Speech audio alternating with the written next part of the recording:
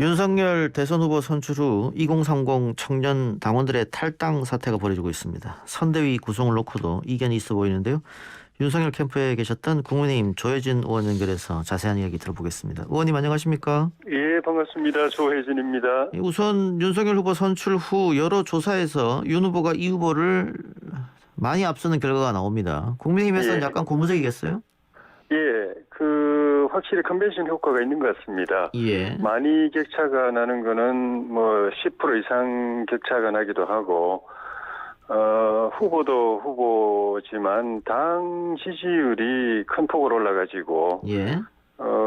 격차가 큰 데는 민주당하고 20% 가까이 차이가 나니까, 예. 확실히 컨벤션 효과가 있는 것 같은데, 이게 이제 윤석열 후보가 우리 국민의힘에 입당하면서 예. 그전에는 우리 당 후보들이 조금 지지율이 저조했었거든요. 예.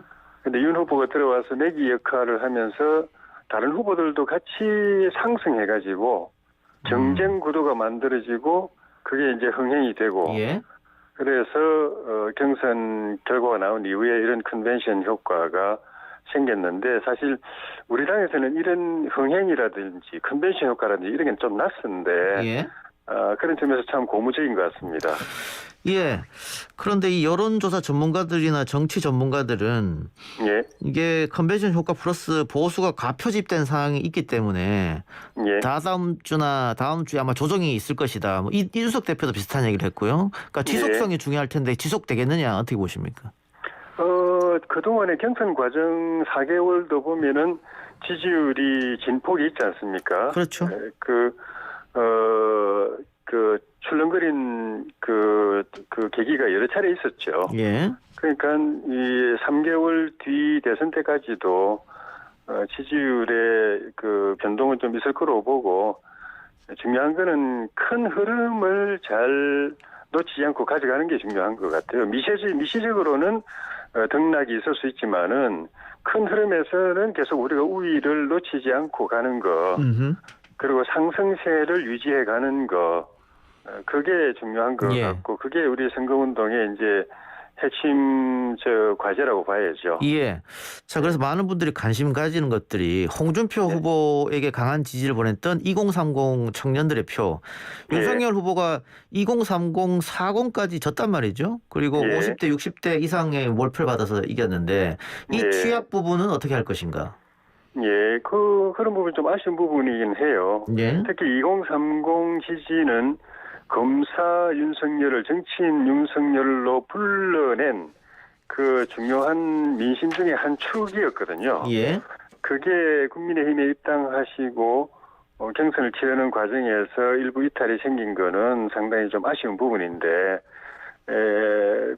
그나마 좀 그래도 저는 다행스럽게 생각하는 거는 이 민심이 아예 정권 교체 민심이 대열에서 이탈한 건 저는 아니라고 보거든요. 예. 정권 교체를 바라는 생각은 변화가 없다고 보고 그 중에 대안으로서 윤석열이냐 홍준표냐 하는 선택에서 홍준표 후보 쪽으로 많이 치우쳤던 것인데 정권 교체의 열망을 버리지 않는다면은 다시 회복이 되는 수순이 있을 것이고 그것이 빨리 윤석열 후보를 중심으로 회복되도록 하려면은 우리 후보나 선대위에서 2030에게 희망을 주는 그런 소통 노력 또 정책이나 대안이나 메시지를 강화하는 그런 노력이 이루어져야 된다 그렇게 생각합니다.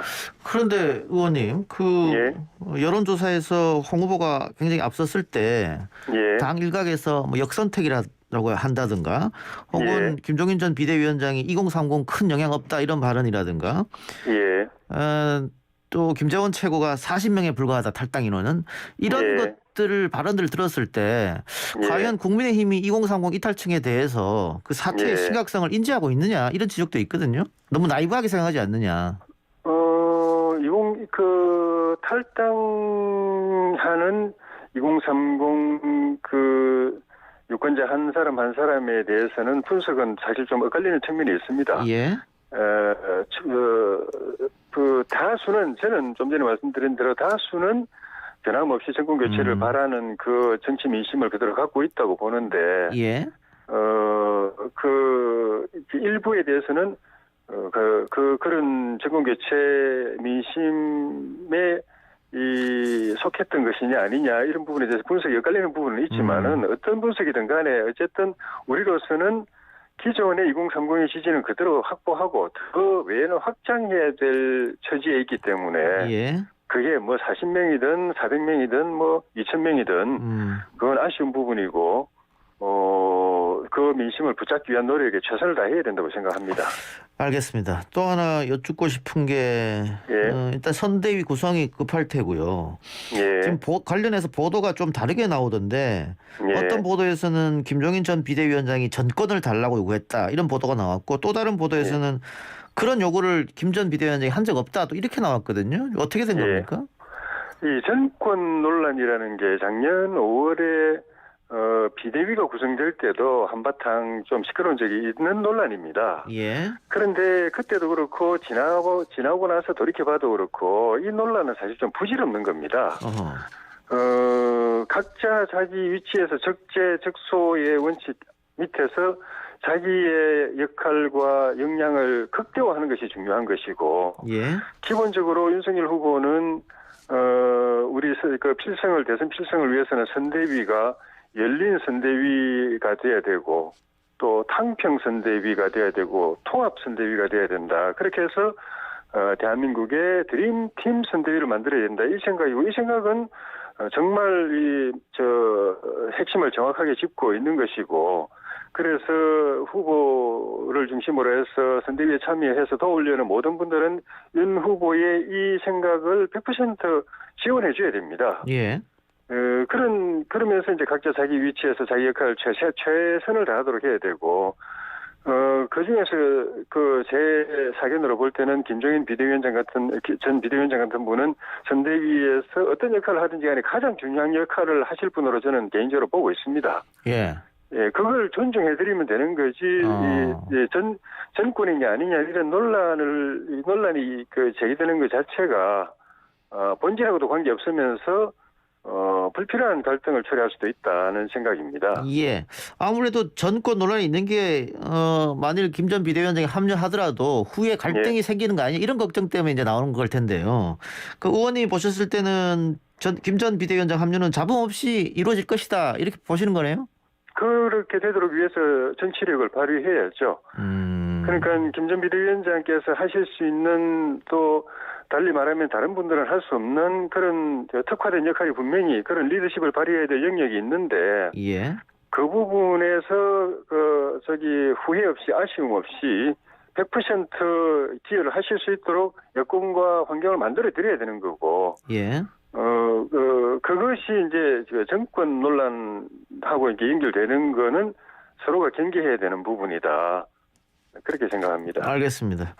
자, 민주당이 내년 1월에 전국민 재난지원금을 하겠다 이렇게 공언한 상태인데 예. 이 와중에 윤석열 후보가 손실보상금 50조 발언을 꺼내서 조금 시끄러졌습니다. 그 김기현 원내대표는 당과 이야기한 건 아니다 이렇게 얘기했는데 이건 어떻게 보십니까? 전 개인적으로 그게 꼭 50조든 나중에 최종적으로 검토해서 확정되면은 50조가 되든 40조가 되든 간에 예.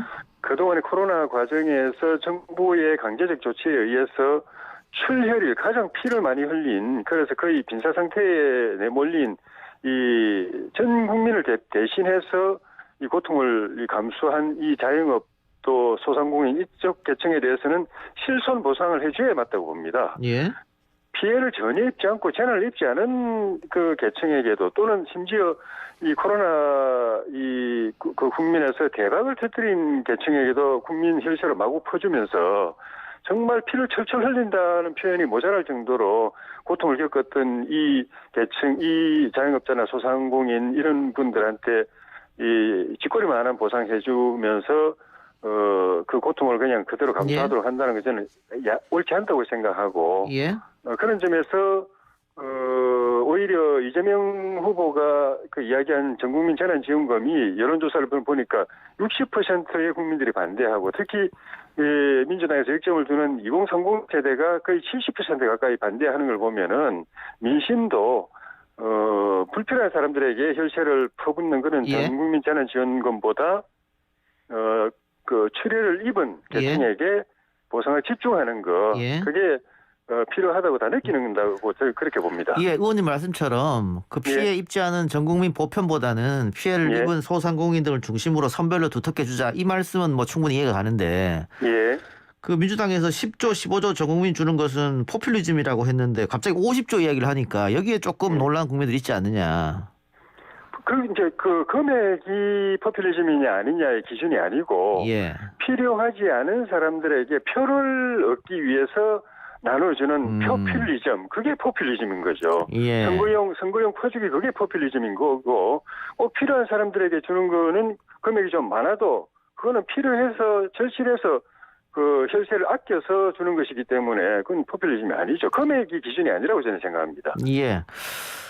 그러면은 이 금액에 대해서 송영길 대표가 뭐 대통령 당선되면 할 필요가 있느냐 지금 하자 이렇게 화답했거든요. 그럼 어떻게 대답해 주실 겁니까? 지금이라도 그 소상공인 자영업자들에게 재정이 확보가 돼서 그 지원할 수 있다면 해야죠. 그런데 이 정부가 또 민주당 정권이 전혀 안 하니까 예. 그나마 있는 돈도 10조 정도 남았다고 하는데 그것도 그냥 선거용으로 그냥 마구잡이로 퍼줄 생각을 하니까 이 정권은 아예 그럴 생각이 없다라고 보니까 정권 바뀌고 난 뒤에 하겠다고 했을 뿐인 거죠. 알겠습니다. 시간이 없어서 마지막으로 하나만 더 여쭙죠.